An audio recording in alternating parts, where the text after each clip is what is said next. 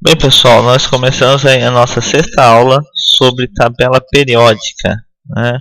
A gente vai falar um pouquinho sobre a lei periódica, que afirma que as propriedades químicas e físicas dos elementos são uma função periódica do número atômico. Bem, falando então da primeira propriedade periódica, o raio atômico. Os raios geralmente são determinados supondo que os átomos em contato mais próximo entre si se tocam. E aí o raio atômico é considerado como sendo a metade da menor distância internuclear. Bem, nós temos aqui, por exemplo, a molécula diatômica do cloro, né, Cl2. Nós temos aqui representado dois átomos de cloro unidos por uma ligação química, né? E a distância entre esses dois átomos, né, do núcleo desses dois átomos, é aproximadamente 0,198 nanômetros. Então, o raio atômico para essa estrutura seria dividir então, o 0,198 por 2. Então, nós temos aqui para o átomo de cloro um valor de 0,099 nanômetros. Bem, no caso de um cristal, né, geralmente as estruturas metálicas, por exemplo, aqui nós temos a estrutura do cobre.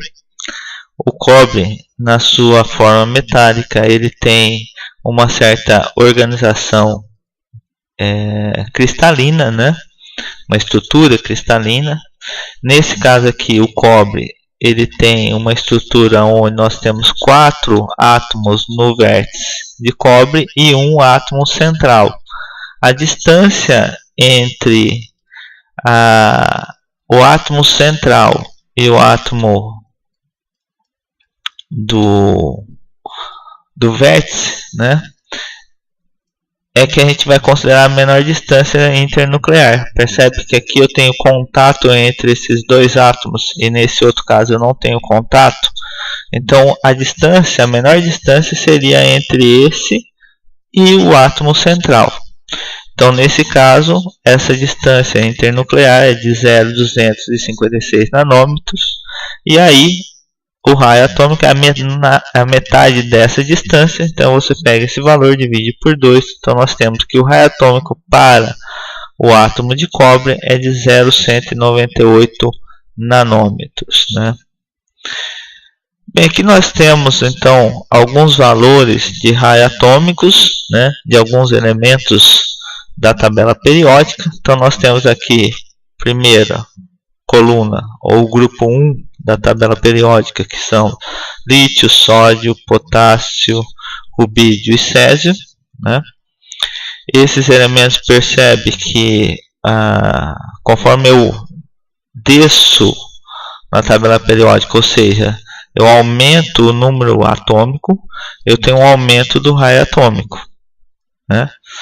E no outro extremo, quando eu vou na linha, né, se eu estou no período, o que acontece é que se eu aumento o número atômico, eu tenho uma diminuição do raio atômico, né? Então eu tenho lá o grupo 1, o lítio, né? No período 1, nós temos um valor de 152. Se a gente pegar o flúor, que está no mesmo período, né, ele passa a ser 0,064. Né? Isso em virtude de que o núcleo, a eletrosfera aqui, né, é a mesma. Eu tenho o mesmo número de camada, né?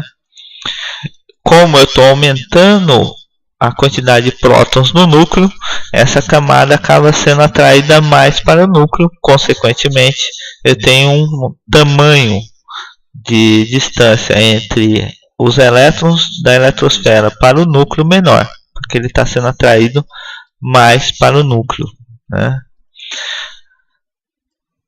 Bem, e o que acontece quando eu estou com os raio iônico, né? O raio iônico, ele vai depender da seguinte maneira: os íons positivos são menores do que os átomos dos metais dos quais eles são formados, e os íons negativos são maiores do que os átomos dos quais eles são formados. Então, por exemplo, se eu tiver lá o átomo de qualquer coisa aqui, se ele se transformou no seu ânion, ou seja, um íon negativo, ele vai ser sempre maior do que o seu átomo original. E se ele se transformar num cátion, ele vai ser sempre menor que o átomo original. Se a gente pensar novamente na eletrosfera, o que está acontecendo? Quando eu tenho um ânion, eu estou ganhando elétrons. Então, se eu estou ganhando elétrons, a eletrosfera acaba aumentando, porque eu tenho um elétron a mais para que o núcleo compense essa carga, né? Então, você vai ter menor atração desse elétron para o núcleo. Consequentemente, eu vou ter um aumento da distância distância média, né, desse elétron do núcleo, né? Já no cátion, eu estou perdendo elétrons na eletrosfera. Consequentemente, o núcleo vai atrair mais os elétrons para o interior do átomo. Consequentemente, eu tenho uma diminuição do tamanho do átomo, né? Então, se eu tenho aqui, por exemplo, os raios iônicos de alguns elementos, né? Percebe que o lítio inicialmente era 152, agora, como ele perdeu um elétron, ele passou a ser 0,060, bem menor do que o átomo original. E do outro extremo, né, por exemplo, o oxigênio, né, que tinha lá inicialmente um valor de 0,66, né, o átomo neutro.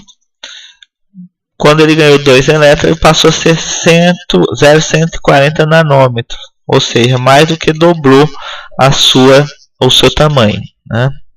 Então a gente percebe também que conforme você desloca na tabela periódica, né, você tem no grupo um aumento do tamanho do átomo, né, do raio do átomo, né, e conforme você desloca nos metais, você diminui.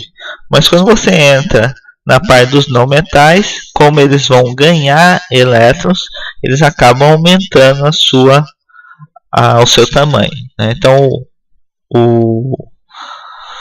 os ânions, né, têm o tamanho aumentado em relação ao átomo neutro, e os cátions têm o tamanho diminuído em relação ao átomo neutro, né? Por exemplo, aqui o ferro, né, se eu tenho o ferro 2+, e o ferro 3+, como eu estou tirando elétrons do ferro, ele está ficando oxidado, perdendo elétrons, eu tenho um tamanho dele neutro, um valor maior. Quando ele passa a ser 2+, ele passa a ser menor que o átomo neutro, e se ele perder mais um elétron, ele fica menor ainda do que o átomo com 2 elétrons a menos, né? Então vamos ver aí se a gente conseguiu entender esse conceito, pegando esse exercício aqui, né? Então nós temos lá, usando apenas a tabela periódica, disponha cada um dos seguintes conjuntos de átomos e íons na ordem crescente de tamanho. Então tenho lá o item A, sódio, alumínio e potássio. No item B, selênio, bromo e selênio 2-. E no item C, cobre, cobre 2+ e cobre mais. Então a dica é o seguinte: o raio diminui ao longo de um período e aumenta no sentido descendente de um grupo. Além disso, quando a gente for trabalhar com cátion, nós temos que o átomo é maior do que o seu cátion, mas menor do que o seu ânion. Então, tendo essa visão do que está acontecendo com o raio atômico, a gente já pode resolver esse exemplo, né? Então, por exemplo, o sódio, potássio e alumínio, eles estão no mesmo período? O sódio e o alumínio está, né? O sódio e o alumínio estão no mesmo período. O potássio não, está em um período diferente. Bem, aí a gente vai então ver quem deles é menor, o sódio ou o alumínio. A gente viu que se ele está no mesmo período, quem está com o tamanho, com o número atômico maior, acaba sendo menor. Então o alumínio é menor do que o sódio. E o potássio, ele está no mesmo grupo do sódio, que são o que? Os alcalinos, metais alcalinos, né? E o sódio tem um número atômico menor do que o potássio. Então a gente viu que no grupo, conforme aumenta o número atômico, eu fico maior. Então o potássio é maior que o sódio. Então a gente já tem a sequência: é alumínio, sódio e potássio. Agora vamos ver o B, né? O B nós temos selênio, o bromo e o selênio 2-. Então aqui nós temos duas regrinhas, a regrinha do período, né? Que ele está ou não no mesmo período, e se ele é um cátion ou um ânion, né? A gente viu que se ele está no mesmo período, como é o caso do selênio e do bromo, eles estão no mesmo período. Então, conforme aumenta o número atômico, ele fica menor. Então, o bromo é menor do que o selênio. Mas o selênio e o selênio 2-, quem vai ser maior? A gente viu também pela regrinha de que sempre o seu ânion é maior do que o átomo neutro. Então, o selênio 2- é maior do que selênio. Então, a sequência ficou bromo, selênio e selênio 2-. E a gente viu também pela regrinha que os cátions sempre são menores do que o átomo neutro. Então, o C aqui, aquele que perdeu mais elétron vai ser sempre menor do que o átomo neutro. Então, eu tenho a sequência cobre 2+, cobre 0, cobre mais e cobre 0. Então, simples aí, não tem muito segredo para essa propriedade.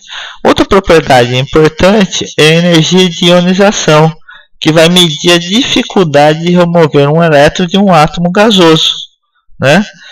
E sempre a energia deve ser absorvida para realizar a ionização. Consequentemente, o ΔE, né, ou a energia de ionização, é sempre um valor positivo, né? E como que ela muda com a tabela periódica? A gente vai ver que a energia de ionização aumenta no período. Então, se eu estou no período, ou seja, se eu estou aumentando o número atômico, ela aumenta também, né? E nós também podemos dizer que a energia de ionização diminui no grupo. Conforme eu aumento o número atômico no grupo, eu tenho uma diminuição da energia de ionização.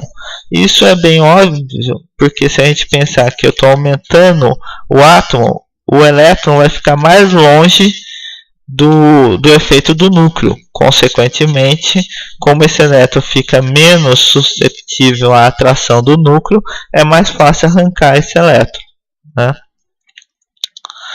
Outra propriedade importante é a eletronegatividade, que mede a capacidade de um átomo atrair para si o par de elétrons que formam uma ligação covalente. E se a gente pegar a tabela periódica, a gente vai ver que a eletronegatividade não tem uma sequência muito óbvia para ser colocada como parâmetro, né, um padrão. Mas a gente percebe inicialmente que no grupo ela sempre vai diminuir, né? Então, se a gente pegar o grupo aqui, né, hidrogênio, lítio, sódio, potássio, a gente vê que conforme aumenta o número atômico no grupo, eu tenho uma diminuição da eletronegatividade. E conforme eu desloco no sentido de aumentar o número atômico no período, eu tenho também um aumento dessa eletronegatividade, né? E a gente vê aí pela definição, né, que o flúor é o elemento mais eletronegativo na tabela periódica, com um valor de 4, né? E a gente não tem os valores do hélio, neônio e argônio, porque eles não podem formar compostos estáveis. Como eles não formam compostos estáveis, a gente não apresenta eles aqui como com energia de eletronegatividade. Então, bem, pessoal, nós estamos terminando agora a nossa aula, né? E bons estudos aí para vocês.